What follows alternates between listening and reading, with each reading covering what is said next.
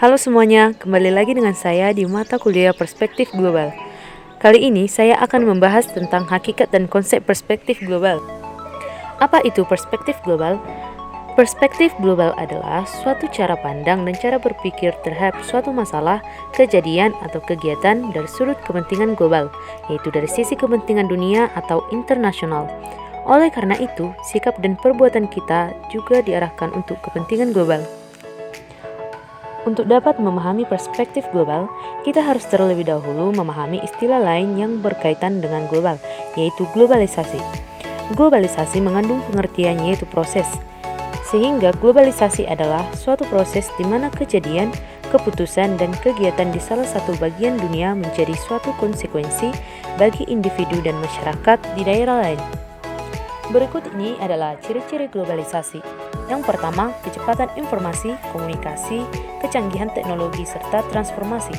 Yang kedua, adanya saling ketergantungan antar negara. Dan yang ketiga, meningkatnya interaksi kultural. Tilaar mengemukakan ciri era globalisasi, yaitu adanya era masyarakat terbuka. Yang dimaksud dengan era masyarakat terbuka dapat dibagi dalam dua hal, yaitu yang pertama dalam bidang ekonomi, ditandai dengan adanya pasar bebas, yang menuntut kemampuan kreasi yang menghasilkan produk-produk berkualitas tinggi. Dan yang kedua, di dalam bidang politik, ditandai dengan berkembangnya nilai demokrasi dalam masyarakat yang demokratis, yaitu suatu masyarakat di mana setiap anggotanya ikut aktif dalam kehidupan bersama dan menciptakan kehidupan bersama yang lebih baik. Ada dua dampak dari era globalisasi, yaitu dampak positif dan dampak negatif. Dampak positif dari globalisasi yaitu memicu sikap kreatif, aktif, dan dinamis di kalangan masyarakat dan mudah mendapatkan barang-barang impor dari luar negeri. Sedangkan dampak negatifnya adalah meningkatnya kriminalitas, ancaman bagi budaya lokal, dan pasar nasional dikuasai oleh barang-barang impor. Bidang IPS yang berkaitan dengan masalah globalisasi. 1. Ekonomi. Dalam era globalisasi, hubungannya dengan ekonomi adalah adanya keterbukaan dalam sistem perdagangan yang dikenal dengan sistem perdagangan bebas, di mana keterkaitan dan ketergantungan antara negara semakin besar. Faktor inilah yang mendorong adanya kerjasama antara negara. Dalam era globalisasi ini terdapat model-model kerjasama ekonomi seperti zona perdagangan bebas, persetujuan tarif, pasar bersama, aliansi ekonomi, dan integrasi ekonomi secara penuh. 2. Geografi. Dalam geografi terjadi beberapa perubahan di beberapa bagian dunia. Hubungan antara negara yang satu dengan yang lainnya tidak terbatas oleh wilayah geografis, batas negara, dan batas administrasi. Namun, globalisasi ini menyebabkan gejala geografis antara lain isu tentang lingkungan, transportasi, dan kependudukan. 3. Pendidikan Pancasila dan kewarganegaraan. Negara merupakan bagian penting dari suatu jalinan internasional.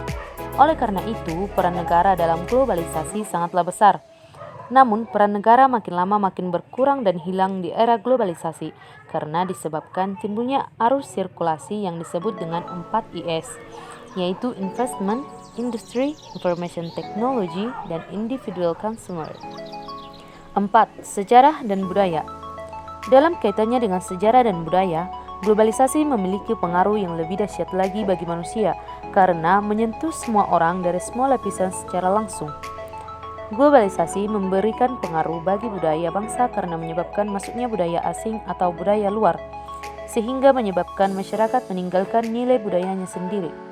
Nah, untuk menutup materi kita ini, maka saya menarik kesimpulan bahwa dalam perspektif global, kita bukan saja sebagai warga negara Indonesia, akan tetapi juga sebagai warga masyarakat dunia.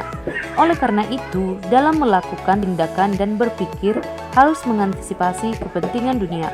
Manusia tidak bisa hidup menyendiri, tetapi harus saling bergantung dengan sesamanya, dan keberhasilan hidup ini adalah dikarenakan adanya ketergantungan tersebut.